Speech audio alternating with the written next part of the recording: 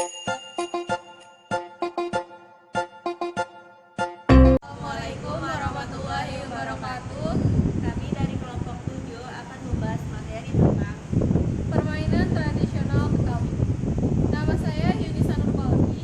dan nama saya sendiri Baby Mutiara Nisa. Yang pertama, ada pengertian permainan tradisional.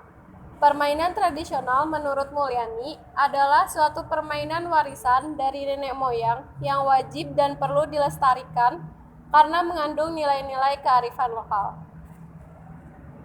Adapun manfaat dari permainan tradisional ini, yaitu yang pertama, anak menjadi lebih kreatif. Yang kedua, sebagai terapi terhadap anak. Yang ketiga, mengembangkan kecerdasan intelektual anak. Yang keempat, mengembangkan kecerdasan emosi antar personal anak. Yang kelima, mengembangkan kecerdasan logika anak. Yang keenam, mengembangkan kecerdasan kinestetik anak, dan masih banyak manfaat lainnya. Adapun contoh permainan tradisional Betawi, yang pertama itu ada gangsing atau disebut juga gangsing. Adalah mainan yang bisa berputar pada poros dan berkesetimbangan pada suatu titik. Gangsing merupakan mainan tertua yang ditemukan di berbagai situs arkeologi dan masih bisa dikenali. Selain merupakan mainan anak-anak dan orang dewasa, gangsing juga digunakan untuk berjudi dan ramalan nasib. Yang pertama itu siapkan gangsing dan talinya. Lalu gulung tali pada gangsing hingga menyisakan sedikit tali. Setelah itu, lepaskan tali hingga gangsing terlempar lalu berputar. Jika bermain permainan gangsing bersama teman-teman atau berkelompok, yang gangsingnya paling lama berputar itu adalah pemenangnya.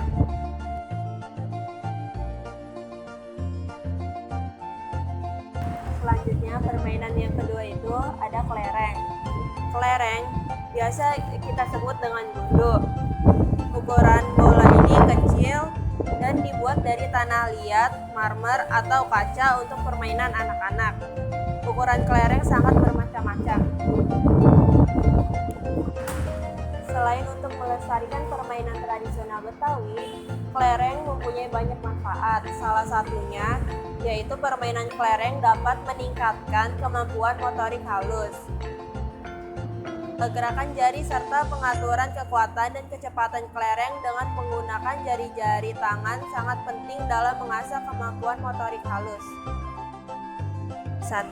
Siapkan 20 kelereng dan kapur.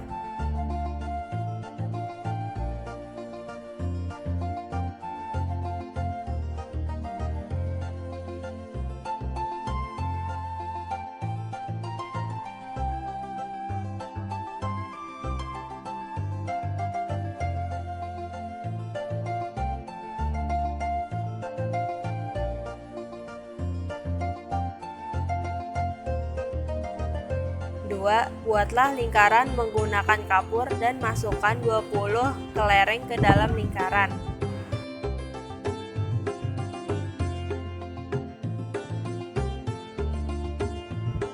3. Jika bermain 2 orang sebelum bermain, lakukan sweep untuk mengetahui siapa yang terlebih dahulu bermain.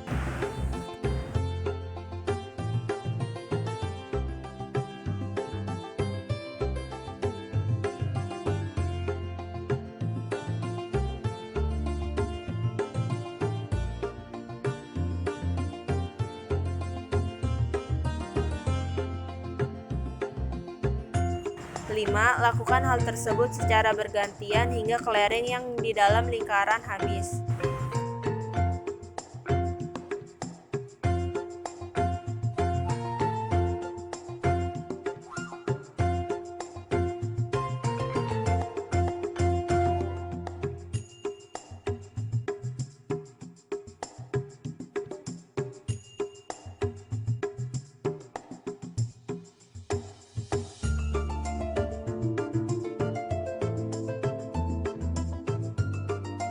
6.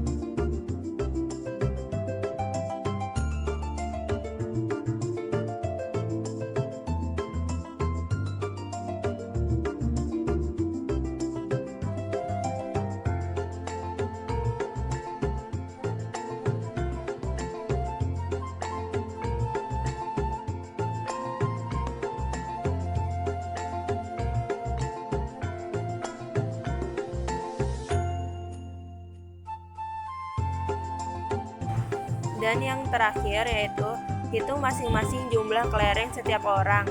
Jika yang mendapatkan kelereng paling banyak, maka itu pemenangnya.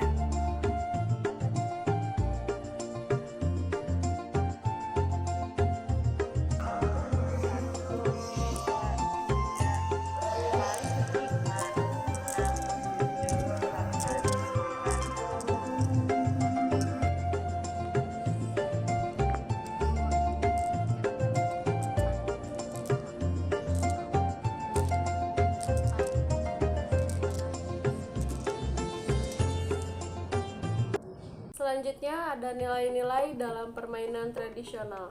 Setiap bentuk kegiatan dalam bermain ataupun permainan bagi anak mempunyai nilai positif terhadap perkembangannya.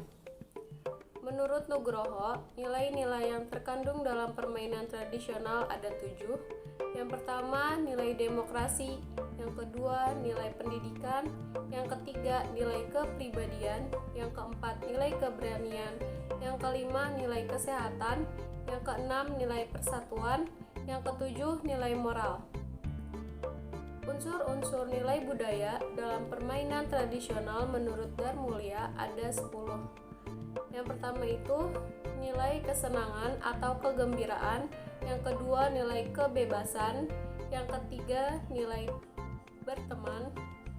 Yang keempat, nilai demokrasi. Yang kelima, nilai kepemimpinan. Yang keenam, rasa tanggung jawab. Yang ketujuh, nilai kebersamaan dan saling membantu. Yang kedelapan, nilai kepatuhan. Yang kesembilan, melatih cakap dalam berhitung. Yang ke-10, nilai kejujuran dan sportivitas. Jenis-jenis permainan tradisional Betawi.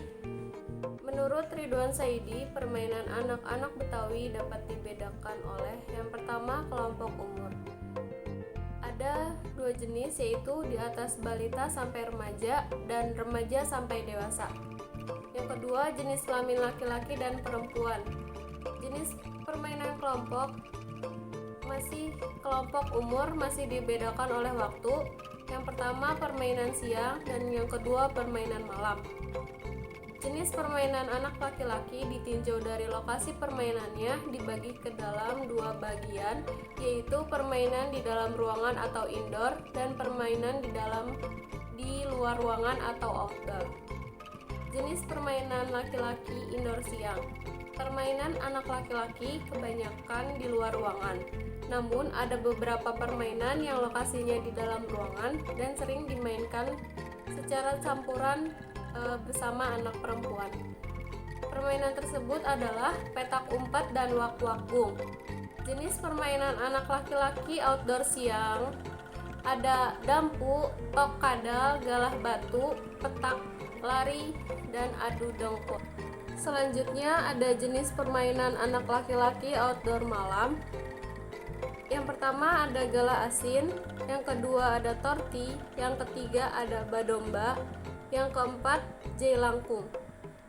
Permainan anak perempuan indoor siang ada main bekel, main karet, endeng-endengan, dan cici putri. Berdasarkan uraian di atas, dapat disimpulkan bahwa permainan tradisional memiliki nilai-nilai positif yang dapat ditanamkan pada anak. Nilai-nilai tersebut semuanya merupakan nilai-nilai yang sangat baik dan berguna dalam kehidupan anak. Permainan tradisional juga dapat membantu anak dalam menjalin hubungan sosial sehingga anak dapat bersosialisasi dengan lingkungan keluarga, sekolah, dan masyarakat. Permainan tradisional bisa dikategorikan dalam 3 golongan, yaitu yang pertama permainan untuk bermain reaktif. Permainan tradisional yang bersifat reaktif pada umumnya dilakukan untuk mengisi waktu luang.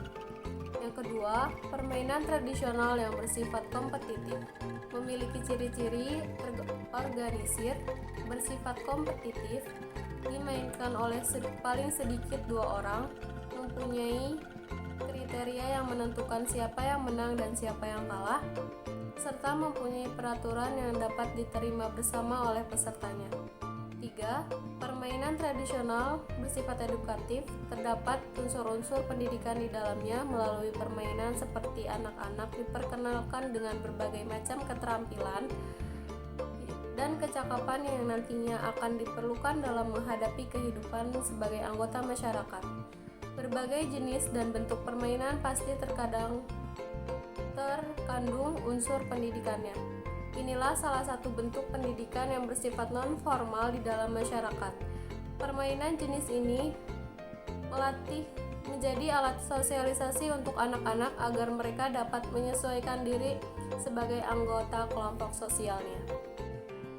Selanjutnya, ada penyebab permainan tradisional Betawi sudah jarang dimainkan.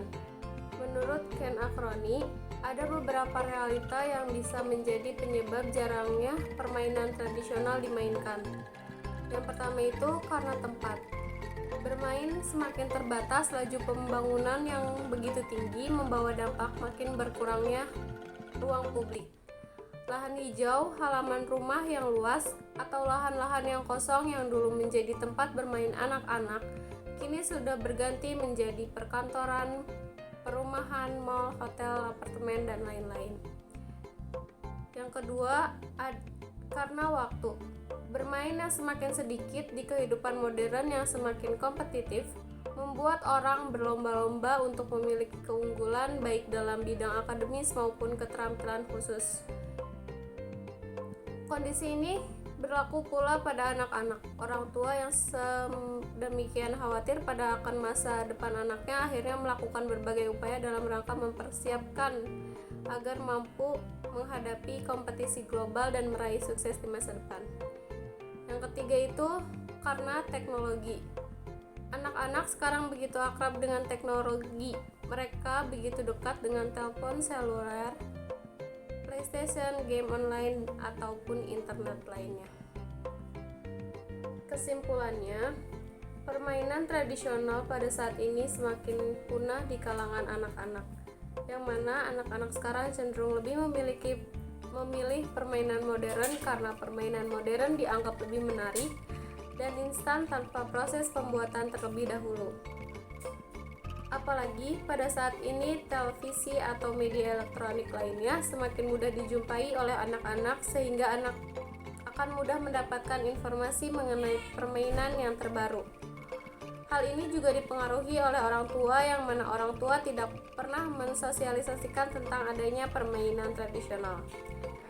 Sosialisasi orang tua maupun lembaga pendidikan sangat penting di kalangan anak-anak yang masih berusia dini tentang permainan tradisional yang telah ada di Indonesia.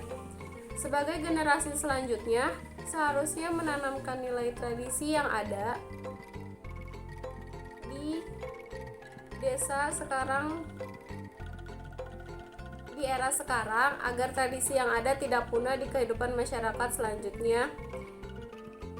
Seperti sedia kala, setiap manusia akan mengalami perubahan sosial secara cepat atau lambat. Itu sudah pasti, karena manusia memiliki rasa jenuh dengan apa yang dilakukan pada saat itu.